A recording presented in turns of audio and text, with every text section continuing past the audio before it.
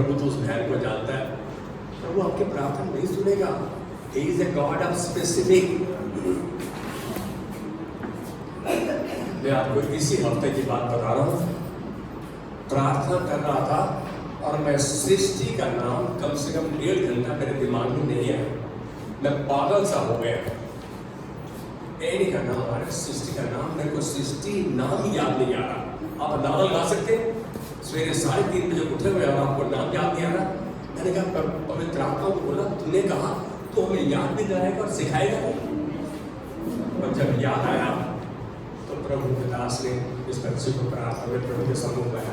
मैं एक बात बोल रहा हूँ, बहुत सी बातें भूलेंगे आप, बहुत सी चीजें आपको याद नहीं आएंगी, लेकिन परमेश्वर पवित्र आत्मा से आप मदद मांग सकते हैं और वो आपको याद दिलाएगा। क्या इसे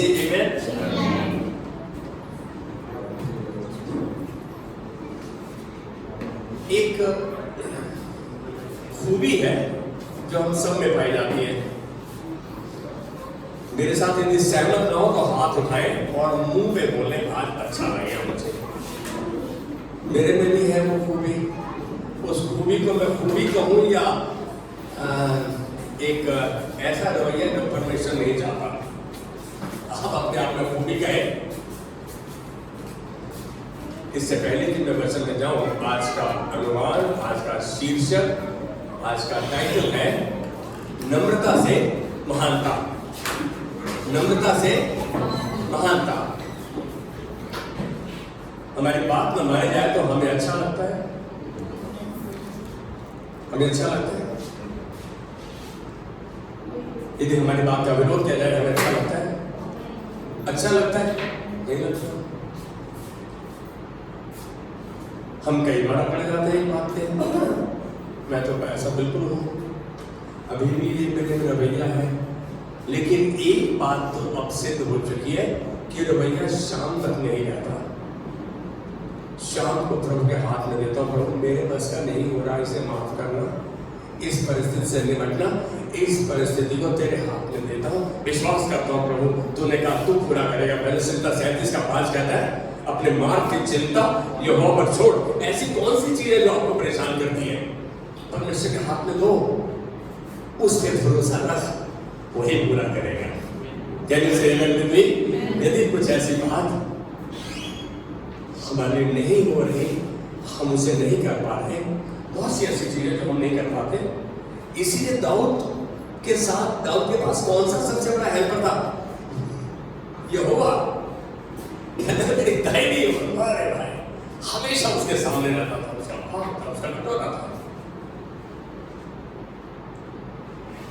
सबसे मुश्किल है नम्र दीन होना।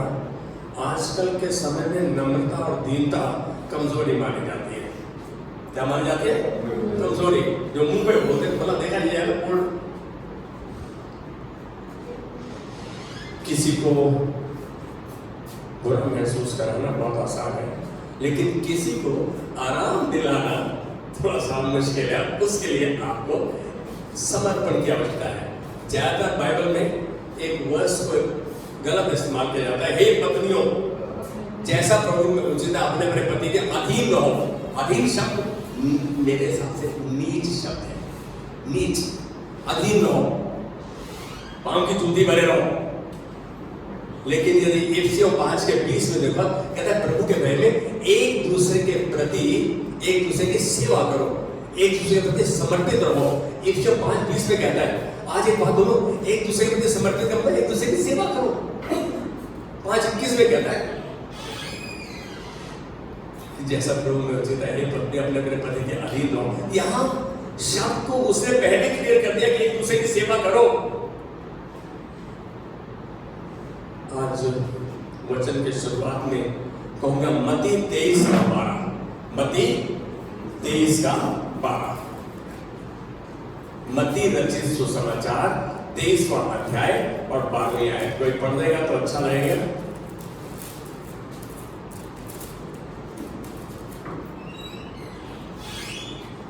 जो कोई अपने आप को बड़ा बनाएगा वह छोटा किया जाएगा, और जो कोई अपने आप को छोटा बनाएगा वह बड़ा किया जाएगा। अब आप सोच लो क्या बनना चाहते हो?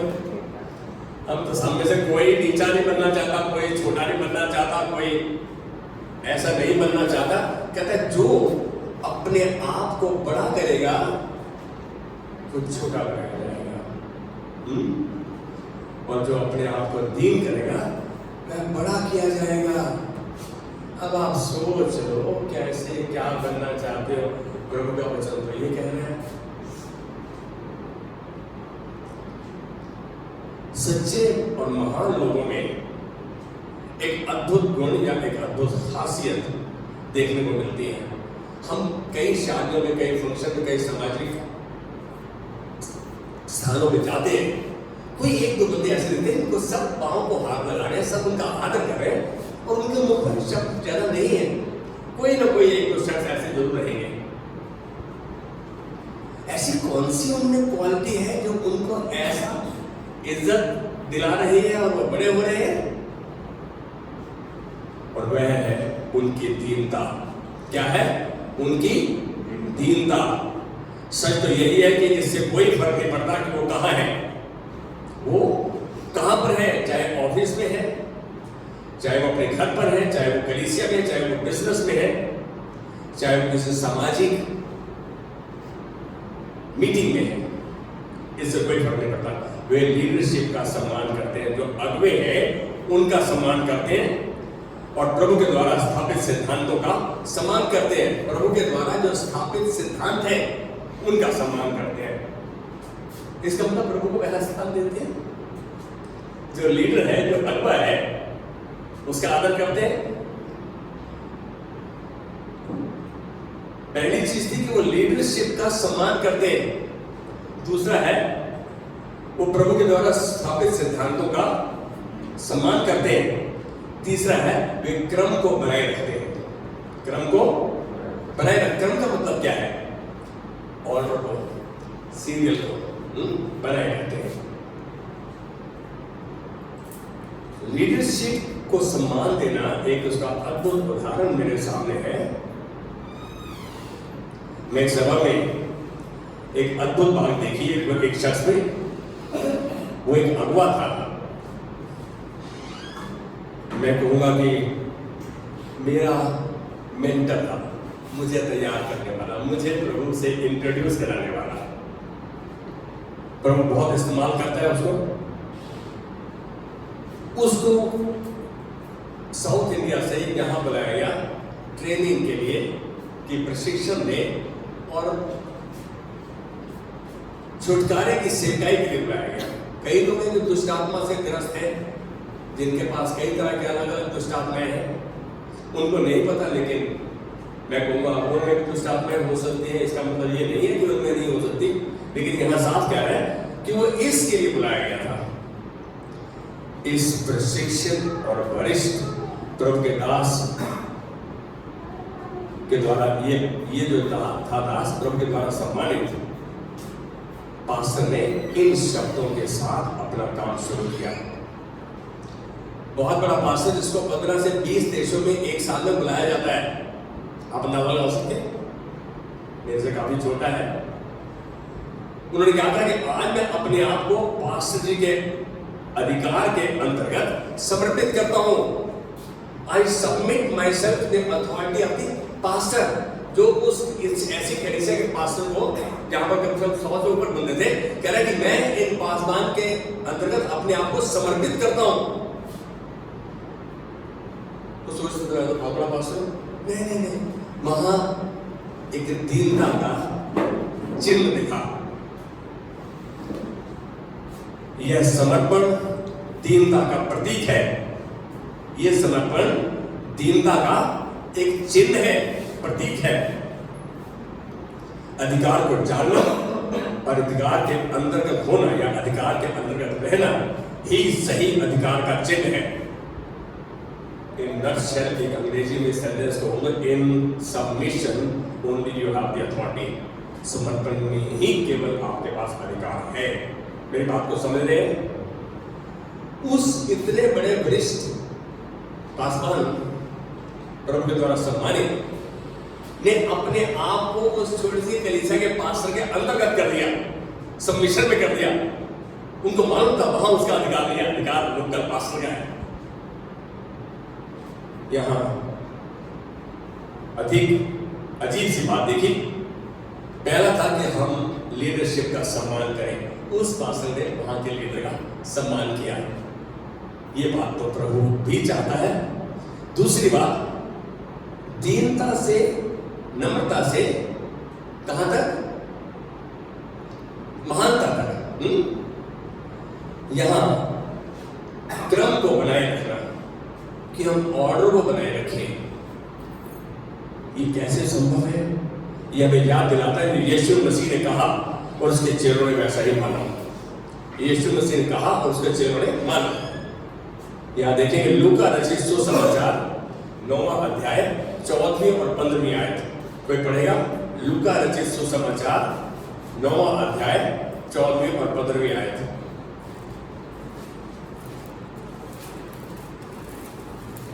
मैं बताऊं इससे पहले क्या पढ़ो, ये उस समय की बात है जिस समय यीशु मसीह ने चेलों को 5,000 लोगों को, जिसमें स्त्रियां अलग थी और बच्चे अलग थे, अपने चेलों को बोला कि खाना खिलाओ इनको, इनके लिए खाना की व्यवस्था करो। यहां थोड़ा ध्यान दें, ध्यान दें। यीशु ने अपने चेलों से कहा, क्या कहा?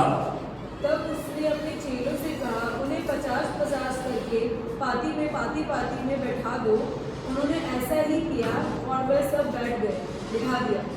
यीशु मसीह ने अपने चेलों को बोला, 15,000 के आसपास टोटल लोग थे, 50-50 की एक पंक्ति में इनको बिठा दो। चेले आपस में बोर्ड की मीटिंग कर रहे हैं, यार पैसे हैं नहीं, गुरु कहता 15,000 को खाना खिलाओ, क्या होगा कैसे, पैसा कहां से आएगा है? और जो है हमारे पास वो तो 100 बंदे खाना नहीं खा सकते। यहां वो जो देख रहे थे वो बोल रहे थे, वो जो देख रहे थे वो सोच रहे थे।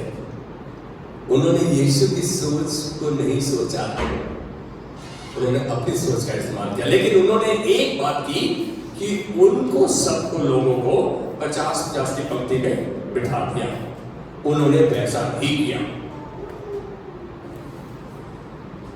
और उन्हें बिठा दिया। निर्देश सरल था, बिल्कुल आसान था, इंस्ट्रक्शन बिल्कुल शॉर्ट थी। व्यवस्थित समूह में बैठ जाओ, 50-50 की लाइन में बैठ जाओ। इस प्रकार के साधारण निर्देश को सुनना, इस प्रकार के साधारण निर्देश को ना सुनना क्रम से पार हुआ होता, सब क्योस होता, बिल्कुल कार्य नहीं हो सकता है। लेकिन छोटी सी इंस्ट्रक्शन कि इन्हें 50-50 की पंक्तियों में बिठा दो, और उन्होंने बिठा दिया।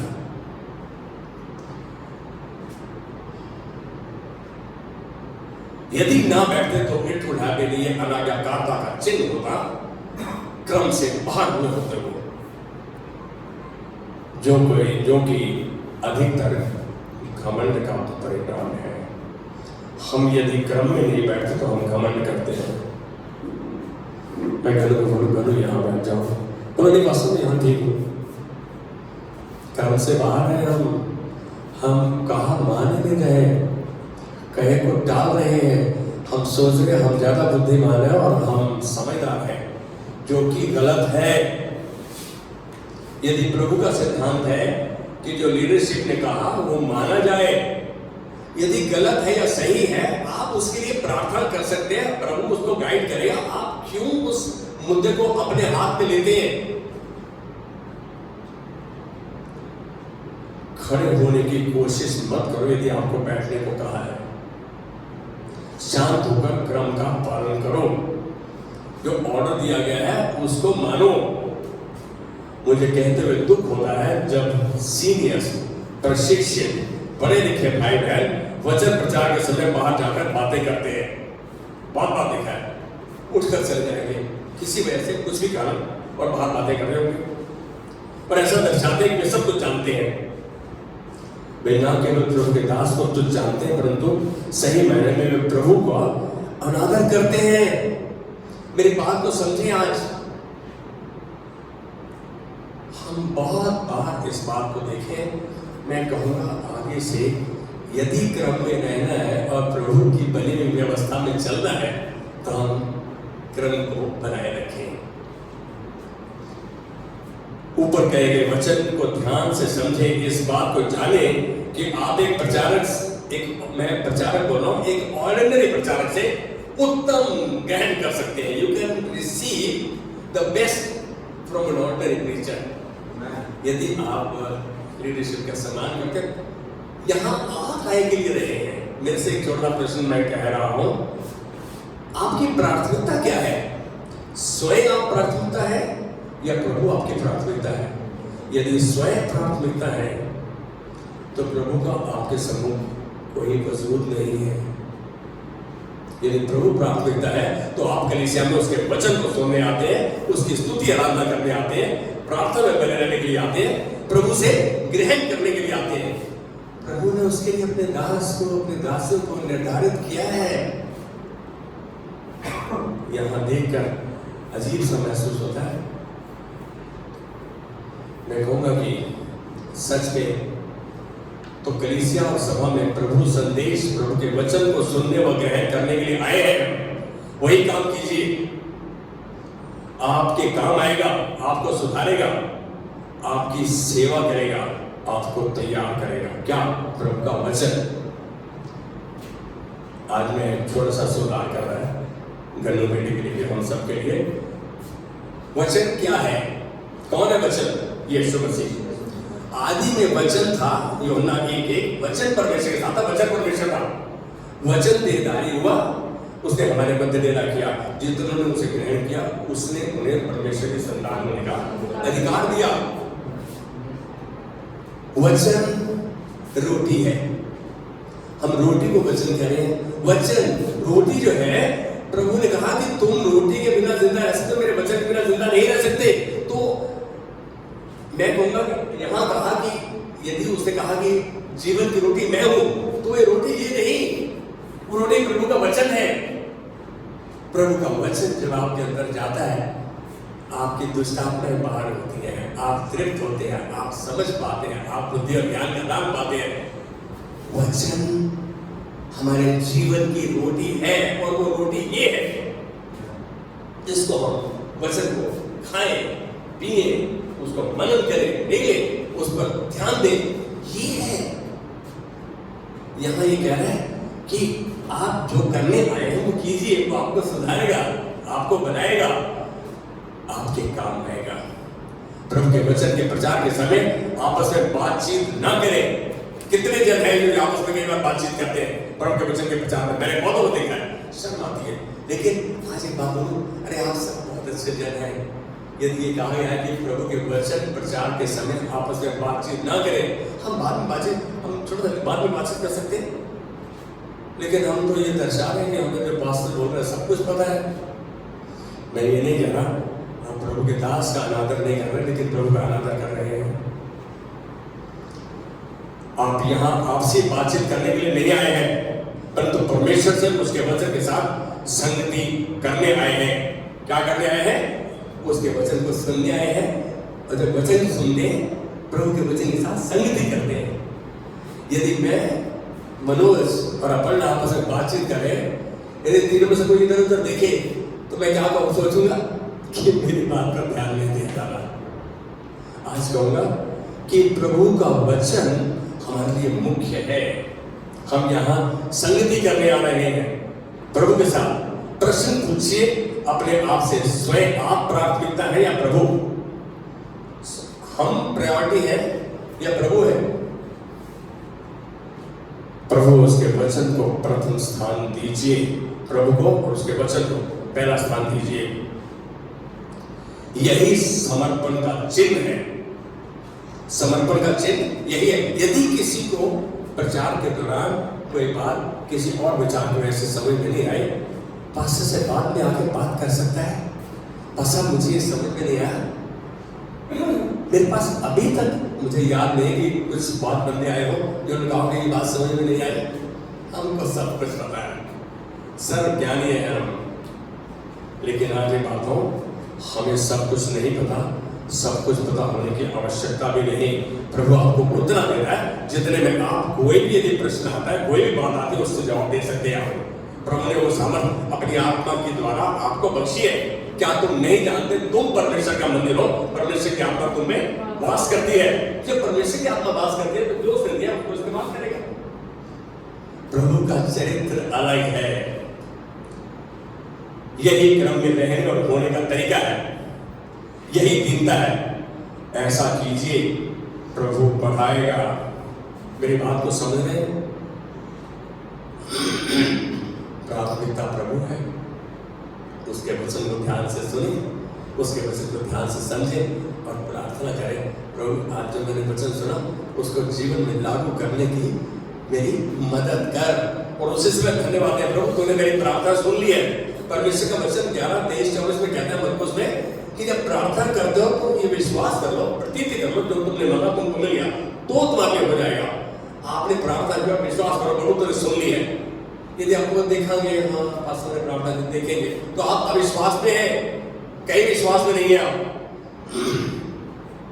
पहला पत्रस 5:5 और 6 मुझे बहुत अच्छा लगता है, लेकिन फिर भी चुप जाता हूँ। पहला पत्रस 5वां अध्याय 5वीं और 6वीं आयत ऐसे कहता है, दीनता से कमर बांधे रहो, क्योंकि परमेश्वर अभिमानियों का विरोध करता है पर दीनों पर अनुग्रह करता है। पहले खोल लो आप, जिसका खुल गया तो मुझे बताओ, खुल गया ये पहला पत्रस 5:5 और 6 कौन पढ़ेगा? अंशु पढ़ेगी, अंशु पढ़ो। इसी प्रकार से हे नमको, तुम भी प्राचीनों के अधीन रहो, वरना तुम सबके सब एक दूसरे की सेवा के लिए दीनता से कमर बांधे रहो। क्योंकि परमेश्वर अभिमानियों का विरोध करता है परंतु दीनों पर अनुग्रह करता है। आगे, इसलिए परमेश्वर के बलवंत हाथ के नीचे दीनता से रहो, जिससे वह तुम्हें उचित समय पर बढ़ाए। परमेश्वर का असली मकसद क्या है? कि वह उचित समय पर बढ़ाए। इसलिए परमेश्वर के बलवंत हाथ के नीचे दीनता से बने रहो, उसके वचन में बने रहो, उसके वचन के आज्ञाकारिता में बने रहो, उसके वचन के आज्ञा पालन में बने रहो। कोशिश करो। मालूम है इसकी तो इंस्ट्रक्शन प्रभु ने बहुत पहले पुराने नियम में दी थी। यहोशू 1:8 में दी थी इंस्ट्रक्शन। कहता है व्यवस्था की यह पुस्तक तेरे चित्त से उतरने ना पाए, दिन रात इसी पे मनन करना, जो कुछ करे इसको चौकसी करते हुए करना। ऐसा करने से इसका मतलब उसको ध्यान देते हुए, उसको मद्देनजर रखते हुए, उसको दिमाग में रखते हुए करना। ऐसा करने से तेरे सब काम सफल होंगे और तू प्रभावशाली ठहरेगा। यही तो चीज चाहते हैं कि हमारे काम सफल और प्रभावशाली हो। हमें से कोई ऐसा चाहता है कि हम नीच रहे? नीच मतलब जो परमेश्वर के वचन से अवगत नहीं है, कोई नम्र रहे, कोई बिल्कुल ढीला, कुछ नहीं उसके पास। जिसके पास प्रभु है उसके पास सब कुछ है। प्रभु वचन कहने से अरे प्रभु तो ये चाह रहा है कि वह तुम्हें उचित समय पर बढ़ाए। यहां आज्ञाकारिता का नमूना दर्शाया गया कि परमेश्वर के बलवंत हाथ के नीचे दीनता से बने रहो ताकि मैं तुम्हें उचित समय पर बढ़ाए। हम ये नहीं कह रहे देख ले, मैं 2 महीने से 3 महीने से टाइम दे रहा हूं, तूने कुछ किया तो है नहीं। एक बात बोलो, प्रभु का कहना मानो और इंतजार करो, शांत रहो। Be still and know that I am God। प्रभु कहता है शांत रहो और ये जानो मैं परमेश्वर हूँ। हमें इंतजार करना आना चाहिए। कहता है जो प्रभु की बात जो होते हैं परमेश्वर उनके बल को नया करता जाता है। 40-31 शायद में कहता है। आज एक बात बोलो, मैं कभी कभी ऐसा महसूस करता हूँ प्रभु को रात को सोते हुए भी, धन्यवाद प्रभु कैसे तू वचन को याद दिलाता है। वचन अंदर जाएगा तो बाहर आएगा। आपको पता है गंद अंदर जाएगा तो क्या आएगा बाहर? गंद बाहर आएगा। Garbage in is garbage out. Word of God in is power of God out. परमेश्वर का वचन अंदर जाता है तो परमेश्वर की सामर्थ बाहर आएगी। आप जब किसी के जीवन में उसका वचन बोलोगे परमेश्वर उसे पूरा करेगा। गॉस्पेल क्या है? गो एंड स्पेल, जाओ और बोलो उसका वचन। हमको तो बोला गया, हमको गॉस्पेल दी गई है। मेरी बात को समझ रहे हैं?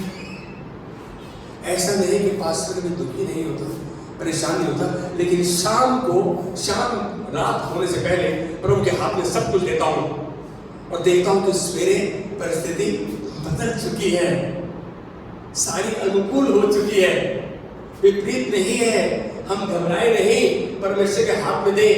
Commit your ways to the Lord, trust in him and he will do it.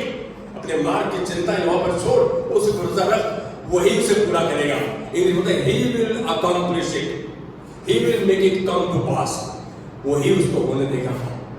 कितनी बड़ी बात है। यहाँ पत्रस कैसे हमें परमेश्वर की आत्मा के द्वारा उत्साहित कर रहे हैं। कह रहे हैं कि प्रभु तुम्हें उचित समय पर पढ़ाएगा।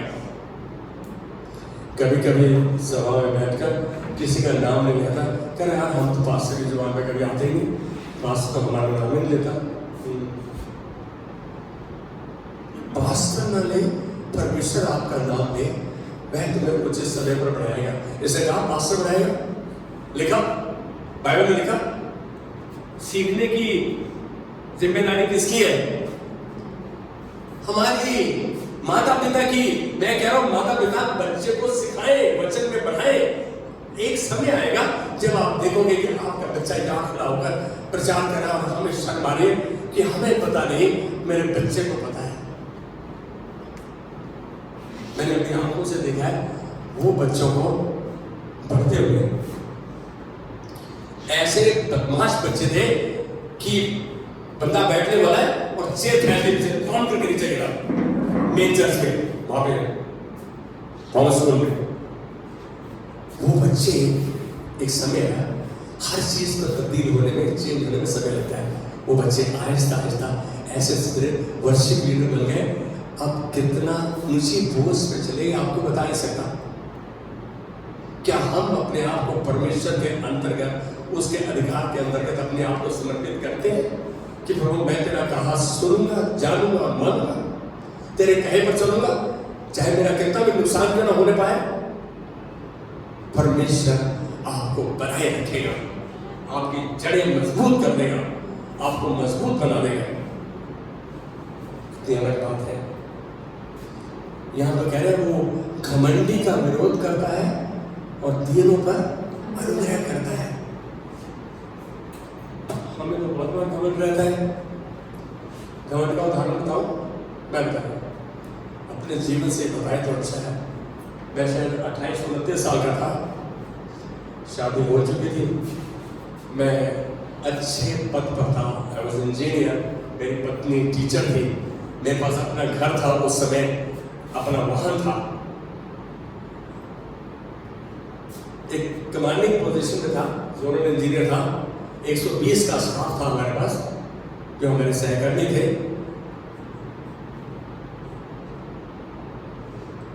ऐसा प्रतीत होता था कि यार मेरे ऐसा कोई है, खूब घमंड सा। हमारा भाई बोलता चुपचाप कैसे लगा, कोई मर गया क्या, बस अपने कमरे में जाओ यार। मतलब अकड़ थी, क्योंकि अच्छे पद पर हूं, मेरी पत्नी टीचर है और हम संपन्न हैं, सब कुछ है हमारे पास, क्या नहीं है। ये घमंड टूट गया, मैं विदेश चला गया और जिस दिन मुझे मालूम पड़ा कि उसको ब्रेस्ट कैंसर हो गया है, हम उस परिस्थिति को नहीं आने। आज हम प्रभु के वचन को जानते हैं, घमंड को कार्य नहीं करने दे। अरे प्रभु के अधीन हो जाए, जो कुछ हमारे पास है वो इतना बढ़ाना चाहता है कि हमारी सोच के बाहर। 103:20 कहते हैं कि अब वो जो सामर्थ्य है हमारी सोच, समझ, विनती, निवेदन के बाहर कार्य करने में, उस सामर्थ्य द्वारा जो हमारे अंदर कार्य करते हैं, परमेश्वर की आत्मा हमारे अंदर वास करती है। हम वचन के द्वारा उसको निखारे, उसको हमारी मदद के लिए बनाए, तैयार करें। लेकिन हम तो टाइम ही नहीं, किसके पास समय नहीं है। बिजी शब्द क्या है? BUSY, बीइंग अंडर सेटन्स योक, शैतान के जुए में। परमेश्वर का आज्ञाकारी ना होना, शैतान का आज्ञाकारी होना है। इस बात को जाने। आज एक बात बोलूं, आज समय है एक बार कहे प्रभु नहीं, मुझे तेरे चरणों में, तेरे उपस्थिति में रहना है। जैसा दाऊद रहा, कह रहा था मेरा कटोरा है, मेरा भाग है प्रभु, मेरे दाहिने हाथ पे सब हर समय प्रभु मेरे साथ रहता है, क्योंकि वो प्रभु के वचन पर। आप देखिए भजन संहिता में यदि भजनों को देखो तो प्रभु के कितने नजदीकी में था वो। भजन 139 है, अंत तक ये नहीं है। प्रभु तूने मुझे जांच कर जान लिया है, मेरा उठना बैठना चलना लेटना सब जानता है। मेरे मुख में ऐसी कोई बात नहीं जिसे तू ना जानता हो। अरे जब वो सब तो जानता तो फिर हम किसको धोखा दे रहे हैं? अपने आप को। पास्टर ने घमंड का फल देखा। अब कोशिश करता हूं कि नहीं प्रभु घमंड करूं तो तू मेरे साथ है, इसका घमंड करूं, तेरा वचन मेरे साथ है। मैं परिस्थिति को ओवरनाइट बदलता देखता हूं, क्योंकि जब उसके हाथ में देता हूं और विश्वास करता हूं, उसको धन्यवाद के लिए चढ़ाता हूं। प्रभु आपसे और मुझसे यही चाहता है कि हम आज्ञाकारी बच्चे हो जाए। आज एक उदाहरण ले, हमारा बच्चा मेरे से पूछता तीनों बेटियां क्या कर रही है? मालूम मेरी प्रार्थना ये थी कि मेरी तीनों बेटियां टीचर बने, तीनों टीचर बने, लेकिन परमेश्वर की इच्छा थी अंशु को गवर्नमेंट जॉब मिला है।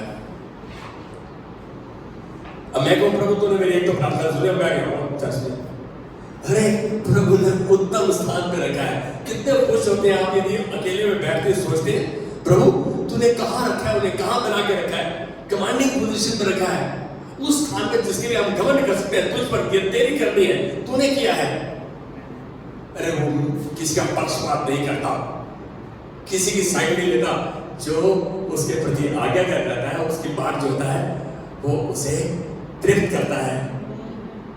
कहता है वही तो है। भजन 103 में पढ़िएगा जरा, 103, हे मेरे मन यहोवा को धन्य कहे, जो कुछ मुझ में है उसके पवित्र नाम को धन्य कहे, उसके किसी उपकार को ना भूलना। हे मेरे मन यहोवा को धन्य कहे। आगे बढ़े जरा, तीसरी आयत,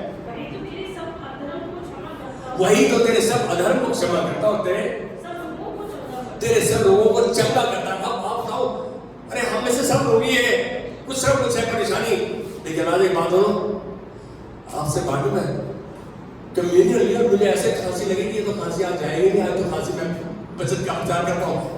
मैंने कहा प्रभु अरे तू जानता है मैंने तेरे नौकर तेरी देह में सहभागिता की है, तेरी तो बिल्कुल चक्की हो गई। मैंने एक घोल इलेक्ट्रॉन लिया, एकदम दुरुस्त हो गया, खांसी नहीं, कुछ नहीं आएगा। प्रभु के वचन के रास्ते में कुछ नहीं आ सकता। प्रभु का वचन जाएगा और वो काम करेगा जिस मकसद से वो भेजा गया है। आज का मकसद ये है कि नम्र दिन होकर हम कैसे महान बन सकते हैं, कैसे इज्जतवान, कैसे सफल, और कैसे हम उन सब कार्यों को कर सकते हैं केवल परमेश्वर की सहायता के साथ। फिलिपियों 4:13 कहता है, मैं मसीह, पौलुस कहता है, एनकरेज करता है, उत्साहित करता है, मैं मसीह यीशु के साथ सब कुछ कर सकता हूं जो मुझे सामर्थ देता है। आज एक बात जानो, पौलुस 25 साल के बाद, सेवा के बाद कहता है मैं सबसे बड़ा पापी हूं। आज हम पाप में हैं ये मानकर राजी नहीं, 25 साल के बाद कि मैं सबसे बड़ा पापी हूं, और वो कह रहा है कि मैं मसीह यीशु के साथ, जब मसीह यीशु के साथ हूं तो मैं सब कुछ कर सकता हूं जो मुझे सामर्थ देता है। आज एक बात बताऊं, आप में से कोई ऐसा नहीं है जिसको परमेश्वर ने बुलाया, चुना और ठहराया नहीं, उसने इसलिए चुना है कि वो आपको उचित समय पर बढ़ाए। मालूम है मुझे प्रचार करना अच्छा नहीं लगता, मुझे मेरे बड़े पास से बुला करते वहां बैठा, यहाँ के उत्साहित क्या करो, मैं भी तैयार नहीं था। इंग्लिश ज्यादा अच्छी थी, हिंदी उतनी अच्छी नहीं थी। इधर खड़ा हुआ बंदा कैसा लगता है? अब अच्छा लगता है। मेरे पास्टर ने एक बार मेरे को ले गए, कहाँ? बिशप के ऑफिस में, बोले आज थोड़ा सा काम है, चलो टंडन तुम चलो, और वहां जाकर बोला पास्टर जनरल कुछ शेयर करेंगे। मेरे पैर के नीचे जमीन निकल गई। अरे मुझे बताया भी नहीं क्या है, एकदम पसीना आ रहा, दिसंबर का महीना, यहाँ पसीना आ रहा। एक वचन याद आया, प्रभु ने बोला घबराने की जरूरत नहीं, और प्रभु ने वहां इस्तेमाल किया। आज एक बात बताओ, कोशिश करो किसी से कोई ऐसी बात और नहीं बांधो, प्रभु की बात बांधो। बोलो मैं तेरे लिए प्रार्थना करूंगा, मैं तेरे लिए प्रार्थना करूंगी। यदि सृष्टि का नाम बुलाया परमेश्वर ने, तो एक मकसद से बुलाया कि मैं याद करके वो सब उसको बोलूं, प्रभु तूने इन बच्चों को अधिकारी बनाने के लिए ठहराया है, इसीलिए तेरा दास इनको तेरे हाथ में देता है ताकि तुम इन्हें उचित समय पर बढ़ाए। इन दोनों बच्चों में एडिन और सिस्टीन में मैं कितनी तब्दीली देखता हूँ। आशु और निशु, प्रभु का धन्यवाद इस परिवार के लिए। आज एक बात हो, कहीं पर हमें सैक्रिफाइस करना होगा, बलिदान देना होगा, हमें समर्पण दिखाना होगा। यदि मेरी हाँ की हाँ ना की ना है, नहीं है। आज मालूम है, हाथ में सोच रहा था यार अभी मेरी आंख पर दबाव तो पड़ रहा है, अभी भी परेशानी तो है, मैं क्यों आ गया, मैं क्यों। फिर प्रभु जब तू लेके चल रहा है तो मैं तेरे साथ सब कुछ कर सकता हूँ। आज हो जाओ ना नम्र कि प्रभु जो कुछ तूने मेरे अंदर डाला है, मैं तेरे परिवार जो तूने दिया उनके साथ तेरे प्यार को बांटूंगा और उन्हें बताऊंगा कैसे वो तेरे दास से भी उत्तम बन सकते हैं। आज एक बात कहूंगा, दीनता जीवन की गति है। Humility is the way of life. दीनता ही बढ़ती हुई महिमा और ऊंचाइयों को छूने में हमारी मदद करती है। दीनता ऊंची कूद को अनुभव करने और जीवन में सम्मान पाने में दीनता हमारी मदद करती है।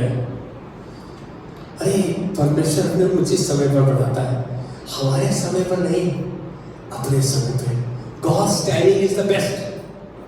God's timing is the best. एक शख्स का टेलीफोन आया, पासा ये हो गया, एक महीना आगे चला गया। मैं बोला परमेश्वर को समय का ज्यादा पता है, तेरे को धन्यवाद दे। उसको मर दे तो फैसला आज हो जाना चाहिए था, ये नहीं हुआ, वो नहीं हुआ। लेकिन आज एक बात जाने, God's timing is the best. He knows everything. We may not know everything, but we can know His word. उसके वचन को जान सकते हैं, उसके वचन को समझ सकते हैं, उसके वचन का पालन कर सकते हैं। मैं यहाँ पर दीनता व क्रम ही कुंजी है। इस नम्र होना और ऑर्डर में रहना is a key to success, key to reach the top. प्रभु के हाथ में इस्तेमाल होने के लिए एक अच्छा औजार है दीनता और क्रम। मैं फिर ये शायद यहोशू 1:8 में आ रहा है।